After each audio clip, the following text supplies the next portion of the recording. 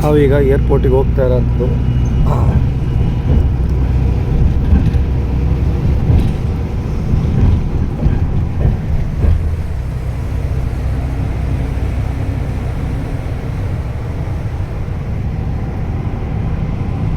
నేను ಒಂದು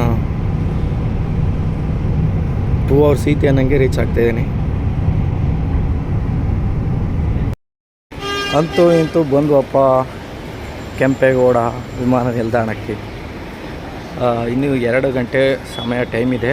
ನನಗೆ 8:20ಕ್ಕೆ ಇದು ಚೆಕ್ಔಟ್ ಮಾತ್ರ ಈಗೇನು ಫಸ್ಟ್ ಎಲ್ಲದನ್ನು ಚೆಕ್ ಮಾಡ್ಬೇಕಂತ. ಚೆಕ್ಔಟು ಅದು ಇದು ಇರುತ್ತಂತೆ, ಗೊತ್ತಿರೋದಲ್ವಾ, ಫಸ್ಟ್ ಟೈಮ್ ಅಲ್ವಾ, ನೋಡುವ ಯಾವ ಥರ ಚೆಕ್ಔಟ್ ಇರುತ್ತೆ, ಹೆಂಗೆ ಏನೋ ಅಂತ ಗೊತ್ತಾಗುತ್ತೆ. ಒಳಗಡೆ ಎಂಟ್ರಿ ಕೊಟ್ಟಾದಮೇಲೆ ನೋಡೋದು.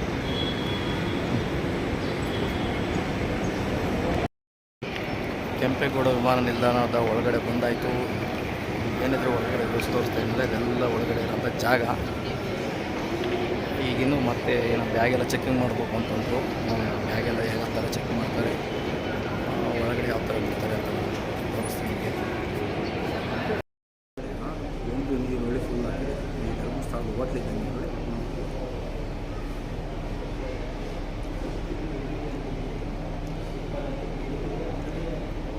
ಇಡ್ಲಿ ಮಾತ್ರ ಕುದಿಸ್ಬಿಟ್ಟಾರೆ.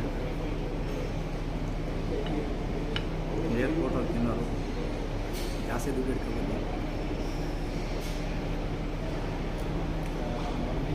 ಜಾಸ್ತಿ ಎಲ್ಲ ತಿನ್ನೋದು ದುಡ್ಡು ಕೊಡೋದು ನನಗೆ ಹೋಗ್ತಾ ತುಂಬ ಕಟ್ಟೋದು. ಆರ್ಡ್ರ್ ಮಾಡ್ಯಾರನ್ನ ಗೊತ್ತಾಯ್ತು ಇಷ್ಟೊಂದು ಜಾಸ್ತಿ ಅಂತ. ಆ ಲೈಫಲ್ಲಿ ಎಲ್ಲ ಒಂದು ನೋಡ್ಬೋದು ಅಂದ್ಕೊಂಡಿದ್ದೆ. ಎಂಜಾಯ್ ಅಷ್ಟೇ. ಆತ್ಮೀಯ ಸ್ನೇಹಿತರೆ, ಇವತ್ತು ನಮ್ಮ ವಿಮಾನ ನಿಲ್ದಾಣದಲ್ಲಿರೋಂಥದ್ದು ಇಂಟರ್ನ್ಯಾಷನಲ್ ಏರ್ಪೋರ್ಟ್. ಇಂಟರ್ನ್ಯಾಷನಲ್ ಏರ್ಪೋರ್ಟಲ್ಲಿ ಇಡ್ಲಿ ಮತ್ತು ಕಾಫಿ, ಜ್ಯೂಸು, ಬಿಸ್ಕೆಟ್ ಅಂತ ಕೊಟ್ಟಿದ್ದಾರೆ. ಸವಿಯೋಣ ಅಂದರೆ ಯಾವ ಥರ ಇದೆ ರುಚಿ ಅನ್ನೋದನ್ನು. ಜ್ಯೂಸು, ಬಿಸ್ಕೆಟ್ಸ್, ಇಡ್ಲಿ ಕೊಟ್ಟಿದ್ದಾರೆ. ರಿವ್ಯೂ ಯಾವ ಥರ ಇದೆ ಅಂತ ನಾನು ನಿಮಗೆ ಹೇಳ್ತಾ ಹೋಗ್ತೀನಿ. ಚೆನ್ನಾಗಿದೆ ಇದು. ವಡೆ ಕಳಿಸ್ಕೊಟ್ಟಿದ್ದಾರೆ, south Indian chutney, idli, airport idli vada. ಅದ್ರ ಜೊತೆಗೆ ಇದೊಂದು ಜ್ಯೂಸು, ಅದ್ರ ಜೊತೆಗೆ ಇದೊಂದು ಕಾಫಿ, ಒಂದು 3 ಬಿಸ್ಕೆಟು, ಸ್ಪೂನ್, ಬಟ್ಟೆ,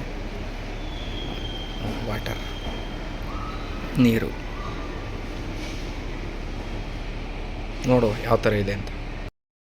ಊಟ ಎಲ್ಲ ಆಯಿತು. ಇನ್ನೇನು ಬಿಲ್ ತಗೊಂಡು ಕೊಡ್ತಾರೆ. ಎಷ್ಟಾಗಿರ್ಬೋದು ಬಿಲ್ಲು. ಕಾತುರದಿಂದ ಕಾಯ್ತಿದ್ದೀನಿ. ಹೊರಗಡೆ ಬಂದಾಗ ಗೊತ್ತಾಗಲಿಲ್ಲ, ಹೊರಗಡೆ ಬಂದಾಗ ತಿಂದ ಗೊತ್ತಾಗ್ತದೆ ಬಿಲ್ ಎಷ್ಟಾಗ್ತದೆ ಅಂತ. ನೋಡೋಣ, ಬಿಲ್ ತಂದಾದ್ಮೇಲೆ ಬಿಲ್ ಚೆಕ್ ಮಾಡೋಣ. ಒಂದು ಬಟ್ಟೆ ಗಿಟ್ಟೆ ಕೊಟ್ಟರೆ ಮಾತ್ರ 5 ವರ್ಷ ಹೇಳಲಿಕ್ಕೆಲ್ಲ ಅಕಾಮಿಡೇಷನ್ ಮತ್ತು ಸ್ವಲ್ಪ ತಂದು ಕೊಟ್ಟಿದ್ದೇ ಆಗಲಿ, ಮಾಡಿದ್ದೇ ಆಗಲಿ, ಮಸ್ತಿತ್ತು. ಅಂತು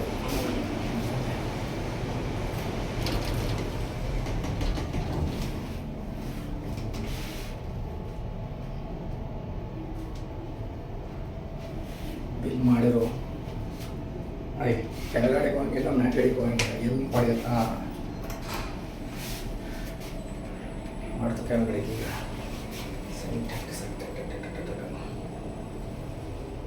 First floor.